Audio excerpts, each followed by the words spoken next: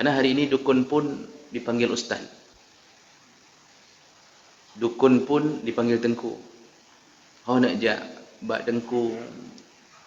Tengku apa? Tengku dukun. Tengku juga dipanggil. Kau nak jak ustaz. Ustaz mana? Ustaz yang mirip dukun itu. Misalnya. Mungkin dia akan mengatakan tolong sediakan kambing warna hitam. Tak boleh ada putih sedikit pun. Seluruhnya harus hitam.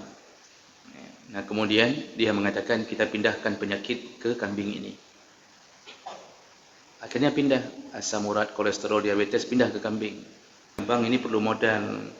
Ya, bedak Mirabella sekian. Kemudian yang blast off itu 200.000. Itu untuk tahan sebulan. Langsung suaminya mengatakan, pakai timun aja lah. Masalahnya kenapa kita hari ini baca Al-Fatihah 70 kali pun tidak sembuh-sembuh?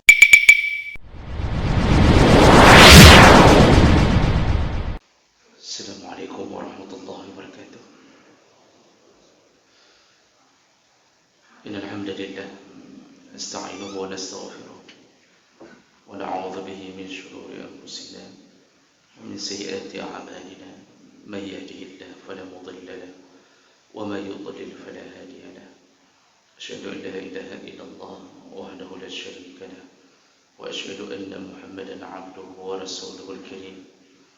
Allahumma salli wa sallim ala nabiyyina Muhammadin wa ala alihi wa ashabihi ajma'in. Amma ba'd. Rabbi shrah li sadri wa yassir li amri wahlul 'uqdatam min lisani yafqahu qawli. Segala puji bagi Allah, kemudian salawat dan salam kepada Rasulullah, pada keluarga dan seluruh sahabat-sahabatnya. Jemaah salat subuh, bapak-bapak dan ibu-ibu yang Allah muliakan insyaAllah. Di pertemuan kita yang lalu, kita sudah membicarakan melalui hadis-hadis Nabi tentang salah satu dosa besar adalah perempuan berziarah dan mengantarkan jenazah ke kuburan bagi mereka yang diyakini akan jatuh ke dalam meratap. Tapi kalau perempuan itu kuat, maka terjadi khilaf di antara para ulama. Baik, kita lanjutkan ke dosa besar berikutnya yang tercantum melalui kitab Az-Zawajir an Iqtirafil Kabair, yaitu Ar-Ruqa wa Ta'liqut Tamaim, melakukan ruqyah dan menggantungkan jimat. Jemaah melakukan Allah Subhanahu wa taala. Pertama sekali masalah ruqyah. Bagaimana bisa ruqyah dimasukkan ke dalam dosa besar, padahal ruqyah itu yang kita tahu salah satu solusi sebagai pengobatan yang berdasarkan ayat-ayat dan doa-doa dalam hadis Nabi sallallahu alaihi wasallam. Nah, ruqyah yang dimaksud di sini yang menjadi dosa besar adalah ruqyah yang mengandung kesyirikan di dalamnya. Artinya proses pengobatan dengan membacakan sesuatu yang bacaan itu pun menjadi salah satu standar kesyirikan. Di antaranya mencampur adukkan ayat dengan bacaan-bacaan dari si peruqyah yang mungkin bisa kita katakan versi sesat. Ini yang ruqyah yang diharamkan. Waktu Nabi SAW mengatakan 70.000 umatku masuk surga, akan masuk surga tanpa azab, tanpa hisab. 70.000 umatku masuk surga tanpa azab, tanpa hisab. Tidak ada proses tidak pernah merasakan azab dan tidak ada proses penghisaban. Nah, siapakah mereka? Salah satunya bahasa Nabi adalah alladzina la yarqun wa la yastarqun, yaitu mereka yang tidak pernah meruqyah dan tidak pernah meminta untuk diruqyah. Ini hadis sahih. Ini maksud tidak pernah meruqyah dan tidak pernah meminta untuk diruqyah. Dalam syarahnya itu bukan ruqyah yang diajarkan oleh Nabi sallallahu alaihi wasallam. Tapi maksud tidak pernah meruqyah di sini adalah tidak pernah meyakini bahawa ruqyah yang dia lakukan kepada seseorang menjadi sebab kesembuhan. Artinya seorang yang ahli ruqyah, seorang tabib yang ahli ruqyah tidak meyakini bahawa ruqyah yang dia lakukan kepada pasiennya menjadi penyebab kesembuhan. Tapi dia menggantungkan kesembuhan itu pada Allah. Begitu juga dengan pasien yang diruqyah, mereka tidak pernah merasa bahawa sembuh di tangan doktor, sembuh di tangan tabib atau sembuh di tangan peruqyah. Tapi mereka meyakini sembuh datang dari Allah. Sedangkan proses ruqyah tadi hanya proses usaha manusia. Nah, orang-orang yang selalu menggantungkan seluruh hidupnya, baik dalam keadaan sehat maupun dalam keadaan sakit, hanya kepada Allah, mereka lah yang nanti termasuk golongan 70.000 yang bisa masuk surga tanpa azab, tanpa hisab. Nah, sifat ini, sifat yang tidak pernah merasa menjadi penyembuh dalam meruqyah dan tidak pernah merasa disembuhkan oleh peruqyah.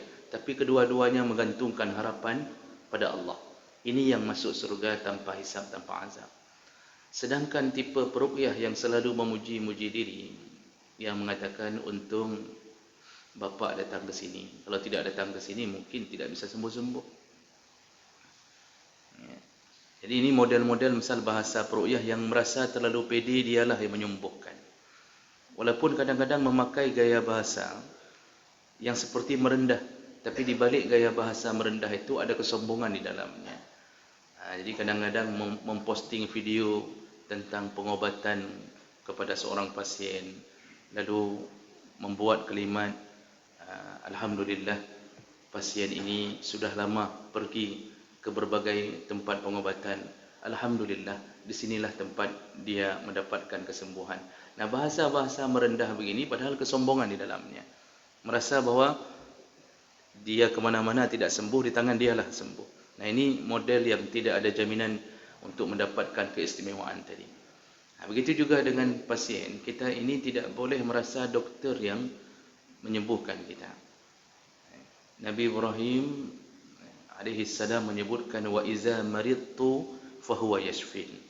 Ketika aku sakit, maka Allah lah yang menyembuhkanku. Nah, ini bukan bermakna tidak ada usaha dari seorang nabi untuk bisa berobat, tapi keyakinan bahawa kesembuhan itu datang dari Allah. Nah, jadi jemaah maka Allah, kalau ruqyah syar'iyah itu dibenarkan, tidak mengapa. Jadi ruqyah yang sesat-sesat ini yang diharamkan. Tidak boleh meruqyah pada seseorang yang kurang ilmu agamanya, karena dia pun tidak tahu mana batasan masuk ke ruqyah syar'i, mana batasan yang dia akan masuk ke dalam sihir atau perdukunan. Karena hari ini dukun pun dipanggil ustaz,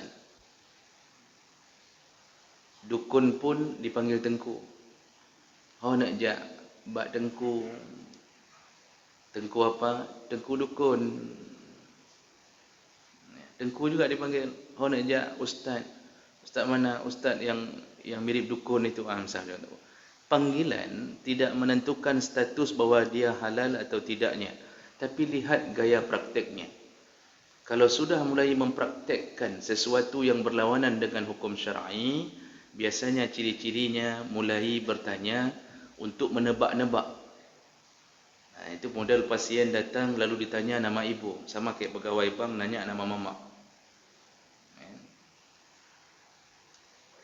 Ini ditanya nama ibu lalu kemudian dihitung-hitung nama kita, lalu mulai dia meramal dengan mengatakan, oh ini begini penyakitnya ini, dan ini yang telah mengguna-guna adalah fulan. Ini model-model begini walaupun bahasanya peruqyah, tapi dia sudah mulai masuk ke ciri-ciri perdukunan. Karena peruqyah tidak peduli siapa nama mamak, mau mamak ke berapa, terserah. Itu tidak jadi urusan. Yang penting bacakan ayat-ayat dan doa-doa dari hadis Nabi. Syaitan sudah cukup untuk menggelepar dengan mendengarkan itu. Tidak peduli dengan background si pasien, keturunan siapa, itu tidak ada. Kemudian kadang-kadang kita merasa dia meruqyah padahal dia berdukun. Dengan meminta sesuatu untuk jadi tumbal. Mungkin dia akan mengatakan tolong sediakan kambing warna hitam, enggak boleh ada putih sedikit pun. Seluruhnya harus hitam. Nah, kemudian dia mengatakan kita pindahkan penyakit ke kambing ini. Akhirnya pindah asam urat, kolesterol, diabetes pindah ke kambing. Tapi pindahnya di tempat dia saja, pulang kita kembali yang dipindahkan oleh kambing. Mungkin kambing itu ada dukun sendiri dipindahkan lagi ke kita. Allah a'lam, ini kebohongan yang nyata. Meminta-minta sesuatu sebagai tumbal. Ini ciri-ciri perdukunan. Lalu kemudian dia seakan-akan menampakkan benda-benda yang mata kita tersihir untuk melihat seakan-akan kebenaran. Ada yang model mengaku ru'yah syar'iyah, tapi kemudian dia bisa melalui fasilitas apakah telur, dia putar-putar di atas tubuh pasien, lalu kemudian tiba-tiba begitu dipecahkan telur itu, muncul benda-benda yang katanya menjadi penyebab penyakit di pasien. Ada jarum di dalamnya, ada benang tertentu, kemudian ada paku payung, sampai ketang, obeng, kulkas didapatkan dalamnya. Nah, ini model-model begini, ini perlu sangat-sangat dihindari. Jadi jemaah melakukan Allah Subhanahu Wa Taala, hati-hati berobat dengan ruqyah yang tidak syar'iyah. Ruqyah syar'iyah hanya mengandalkan penyembuhan dari Allah, dan yang dibacakan hanya ayat-ayat yang berdasarkan keterangan dari Nabi, dan doa-doa yang juga Nabi menyebutkannya di dalam hadis-hadis beliau. Makanya Rasulullah mengatakan, innar ruqa fa in lam yakun syirkan fala ba'sa bih. Ruqyah kalau tidak mengandung kesyirikan maka tidak mengapa, kata Rasulullah. Karena di zaman Rasulullah pun memang itu yang dipraktikkan.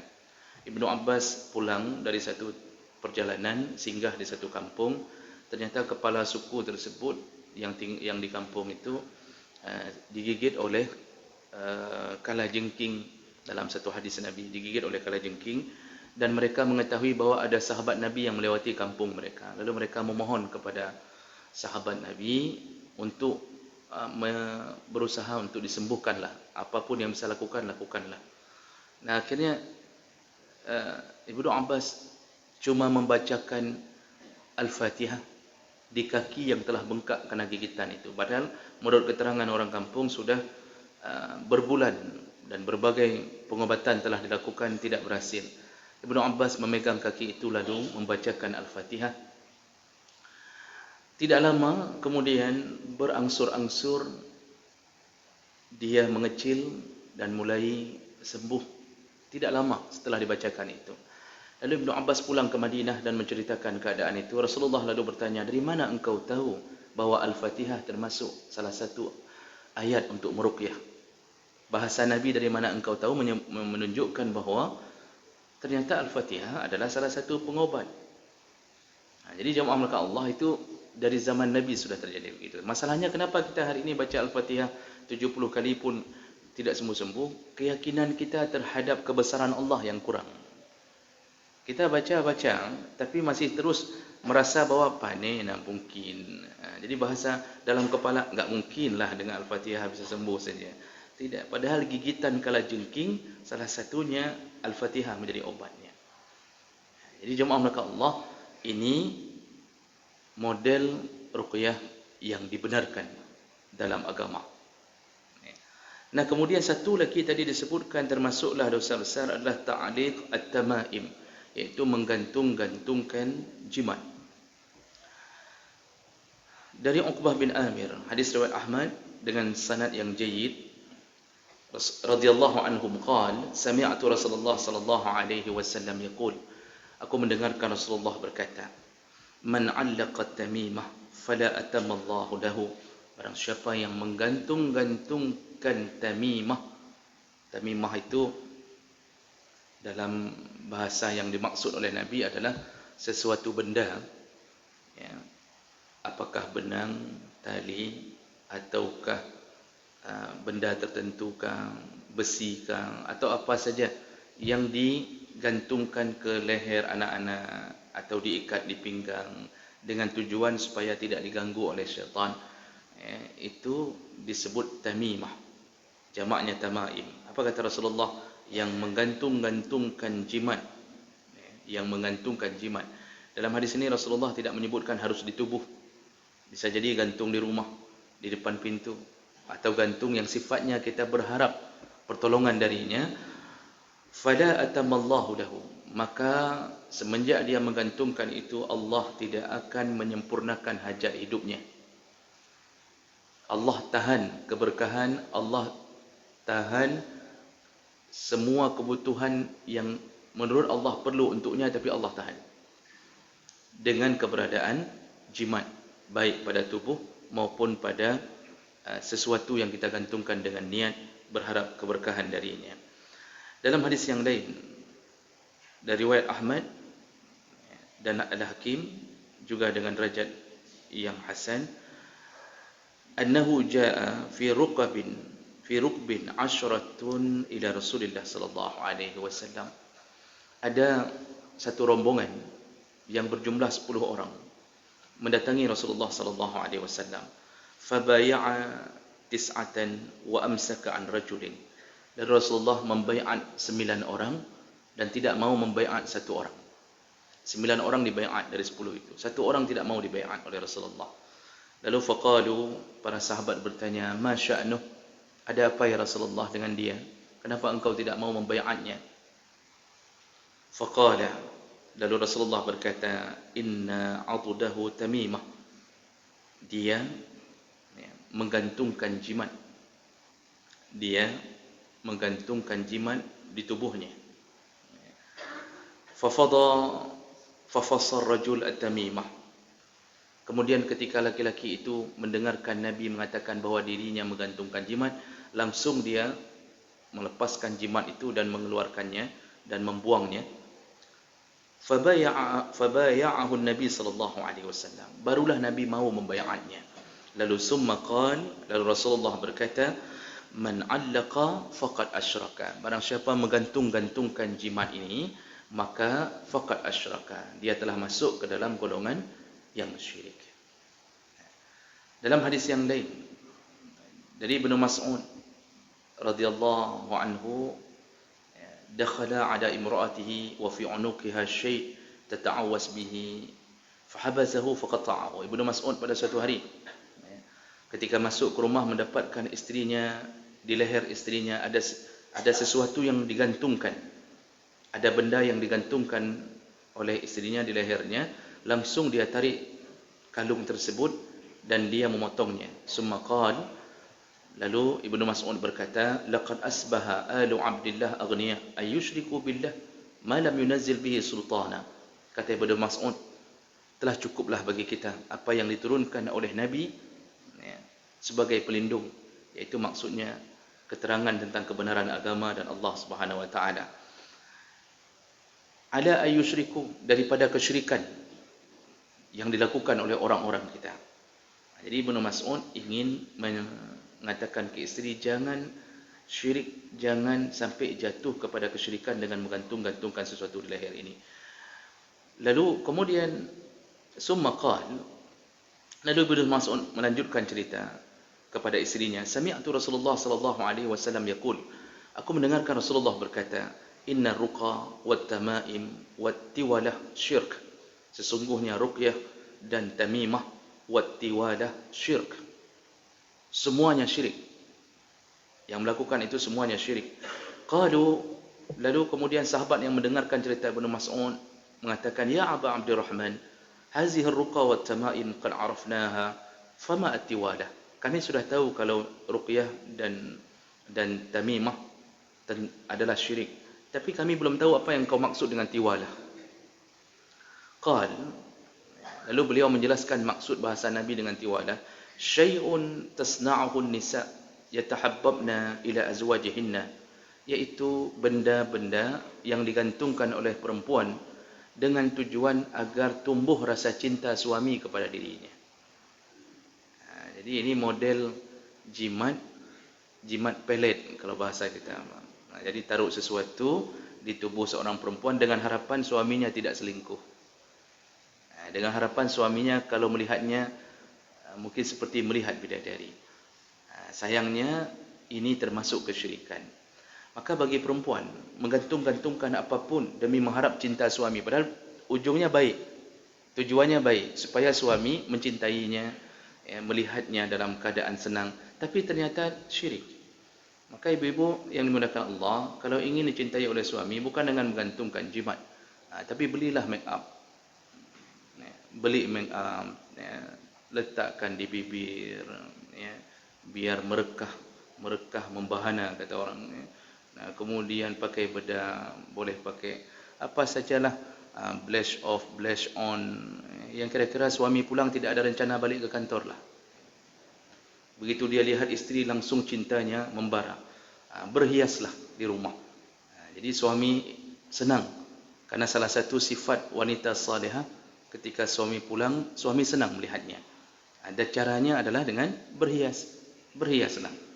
Cuma sayangnya suami hari ini pingin istrinya begini, cantik begini, rambut begini, wajah harus merah-merah di atas sedikit seperti ikan mulus di pepok jang itu, dan kemudian pingin ini, pingin itu. Tapi begitu diminta modal sama istrinya, "Bang, ini perlu modal. Bedak merah bela sekian, kemudian yang blush off itu 200.000, itu untuk tahan sebulan." Langsung suaminya mengatakan, "Pakai timun ajalah." Disuruh pakai timun, Pak. Timun disuruh tek-tek sini, disuruh tempel-tempel di wajah, atau disuruh beli bedak yang di pasar pagi itu, bedak yang kalau isteri pakai seperti kuntilanak miripnya itu. Itu disuruh pakai. Bunuh mengharap, oleh apa ke harap? Bilang engkau harus cantik, engkau harus seperti ini, engkau seperti ini, ingat hadis Nabi bahawa begini. Modal 50.000 pun enggak dikasihnya. Jadi ini jangan sampai pun terjadi begitu. Ibu-ibu melakar Allah dan bapa melakar Allah, kita sebagai umat Muhammad jangan gantung-gantungkan jimat apapun di rumah atau di tubuh kita. InsyaAllah selamat akidah menghadap Allah Subhanahu wa taala. Mudah-mudahan ini bermanfaat. Subhanakallahumma bihamdik, asyhadu an la ilaha illa anta, astaghfiruka wa atubu ilaihi. Wassalamualaikum warahmatullahi wabarakatuh.